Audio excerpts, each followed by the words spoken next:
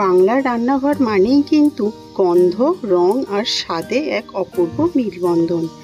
আজ এক চেনা রেসিপি কিন্তু চির নতুন পদ নিয়ে হাজির হলাম, লাল শাক ভাজা। শুনতে সাধারণ, কিন্তু এর স্বাদ আপনাকে অবাক করে দেবে। বাড়ির সবাই যখন গরম ভাতের সঙ্গে এই লাল শাক ভাজাটা খায়, তখন মনে হয় এটাই তো আমাদের ঘরোয়া সুখ। চলুন আজ দেখে নিই অনুষ্ঠান বাড়ির সাথে ঘরোয়া লাল শাক ভাজা। লাল শাকটাকে আমি সুন্দরভাবে কেটে ধুয়ে ভালো করে পরিষ্কার করে নিয়েছি, আর একদম ছোট ছোট করে কুচি কুচি করে কেটে নিয়েছি। কাটাটা যত সরু হবে এর স্বাদটা কিন্তু তত বদলে যাবে। প্রথমেই আমি কড়াইতে দিয়ে দিলাম 2 চামচের মতো পোস্ত। পোস্তটাকে আমি শুকনো কড়াইতে নেড়ে নেব কিছুক্ষণ, একটু লাল লাল করে। প্রথমেই বললাম আজকের রেসিপিটা একদম অনুষ্ঠান বাড়ির মতো হবে। পোস্তটা ভাজা হয়ে গেলে কড়া থেকে নামিয়ে নিলাম। আবারও এই কড়ার মধ্যে দিয়ে দিলাম সামান্য তেল। সামান্য তেলটা যখনই গরম হয়ে যাবে, এর মধ্যে দিয়ে দেব পরিমাণ মতো বাদাম।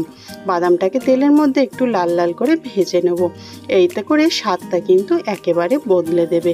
অনুষ্ঠান বাড়িতে যখন আমরা লাল শাক ভাজা খাই, তখন কিন্তু আমাদের মুখে এইরকম বাদাম পাই। তাই বাদামটাকে ওই তেলের মধ্যে প্রথমে ভেজে নিলাম। আবারও এই তেলের মধ্যেই দিয়ে দেব কিছুটা বড়ি ভাজা। বড়িটা আমি আগে থেকেই ভেজে রেখেছিলাম তেল দিয়ে, তারপরও আবারও একবার গরম করার জন্য ভালো করে ভেজে নিলাম। সবগুলো ভাজা যখনই কমপ্লিট হয়ে যাবে, কড়াই থেকে তুলে নিতে হবে। তখন তারপরে আবার ওই কড়াইতে দিয়ে দেব পরিমাণ মতো সর্ষের তেল। আগেরগুলো কিন্তু আমি সবগুলোই সাদা তেল দিয়ে ভেজে নিয়েছি।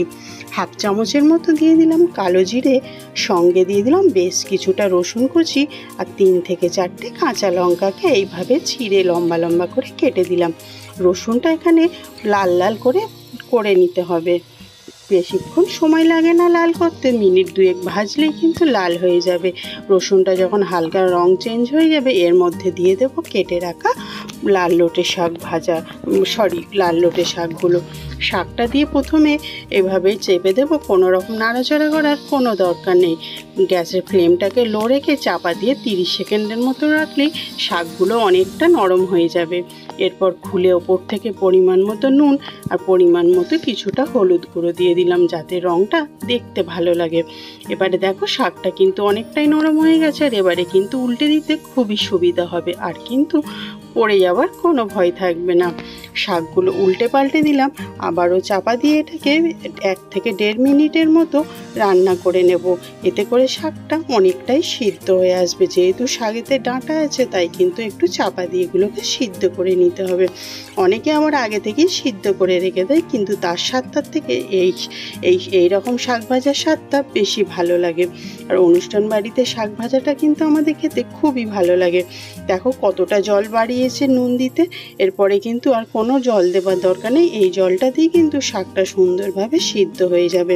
যখন খুব ভালো করে সিদ্ধ হয়ে যাবে, দেখো বড়িটা আমি কিন্তু গুঁড়ো করে নিয়েছি, আর দিয়ে দিলাম প্রথমে বড়ি ভাজাটা, তার উপরে দিয়ে দিলাম বাদাম ভাজাটা, দিয়ে কিন্তু অনবরত নেড়ে চেড়ে যেতে হবে। আর গ্যাসের ফ্লেমটা কিন্তু মিডিয়াম রাখতে হবে, না হলে কিন্তু শাকটা তলায় ধরে যেতে পারে। উল্টে পাল্টে মিনিট 2 অনবরত ভেজে নিলে তাহলে শাকটা কিন্তু খুব সুন্দর ঝরঝরে হয়ে যাবে। যখন শাক ভাজাটা হয়ে আসবে, তখন কিন্তু এর ওপর থেকে দিয়ে দিতে হবে ভেজে রাখা পোস্তটা। তোমরা বন্ধুরা একবার বাড়িতে এরকম শাক ভাজা করে দেখো, সবাই কিন্তু খেতে খুবই পছন্দ করবে। আর শাকটা দেখো কতটা ঝরঝরে হয়েছে, তোমরা কিন্তু দেখেই বুঝতে পারবে। সামান্য টেস্টটা ব্যালেন্স করার জন্য ওপর থেকে কিছুটা পরিমাণ চিনি দিয়ে দিলাম। তোমরা চাইলে এটা নাও দিতে পারো, এতে করে স্বাদটা একটু বেশি খেতে ভালো লাগে।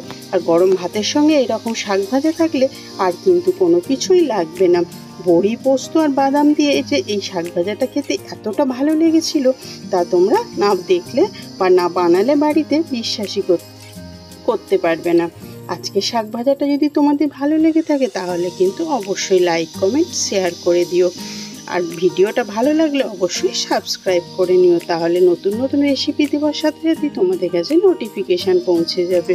আর এইরকম গরম গরম শাক ভাজা তোমরা অবশ্যই একবার বাড়িতে বানিয়ে দেখতে পারো। আজকের রেসিপিটা এখান পর্যন্তই। দেখা হবে আবার পরের একটা নতুন রেসিপি নিয়ে। আর আমার রেসিপিগুলো কিন্তু খুবই সহজভাবে বানানো।